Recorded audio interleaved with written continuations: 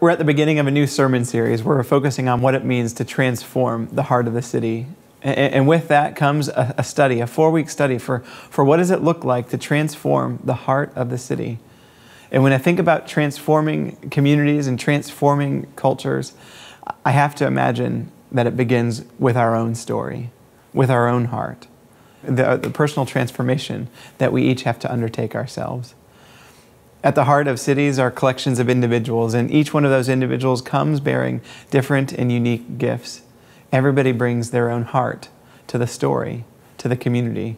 And so as we begin this journey on transforming the heart of the city, we need to first remember where it first begins with each of us. It begins in our own heart. And one of the best parts about remembering the story of resurrection downtown is remembering how a collection of individuals, each equipped with their own gifts, each equipped with this unique heart, this ability to become the person that God had created them to be, each of them came together to share in this purpose of building Christian community, of transforming the heart of the city. But it would require that we take everything we have and all that we are to do the things that God has called us to do, to love others the same way that God first loves us. And so what this group of individuals did at the heart of the city was they just tried to live individually according to the gifts given them to meet as many people possible wherever it is that they were. We sought to love one another, to care for one another, to befriend those around us in such a way that would invite them to join us on this journey of knowing, loving, and serving God. And that required each of us remember our story of the gifts that God has equipped us with and graced us with throughout our own lifetime. One of the things that I've come to know is that I have lots of mediocre gifts, but there's one thing I can do better than anybody else, and that's drink coffee. I can consume caffeine probably better than anybody that I've ever met. And if you think you can drink better than me, then I consider that a challenge. I will drink more coffee faster than any one of you, I guarantee it. But when we started this community, we needed to meet people where they were. And so one of the things I knew I could do and felt comfortable doing was employing that gift that God had given me. By going out to coffee shop after coffee shop, I could be comfortable. I could be the best version of the person God created me to be. And then I could meet people and befriend them and love them the way that God calls us to, called me to specifically. And so for the first 31 days, I went to 33 coffee shops and I carried 35 pennies in my right pocket on my pants. And I would move those pennies from my right to my left, and I would do that every time I talked to somebody and invited them to join us on this journey of knowing, loving, and serving God, joining us in this mission of building Christian community in the heart of the city, transforming the city.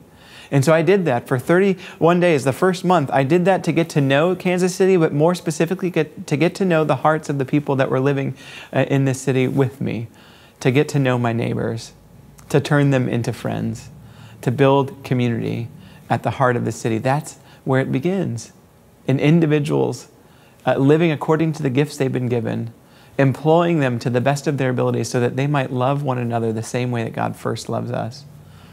As I was leading from coffee shop to coffee shop, inviting people, we had a whole bunch of other individuals employing the gifts that they've been given. Some people went to First Fridays, which is a community celebration in downtown Kansas City.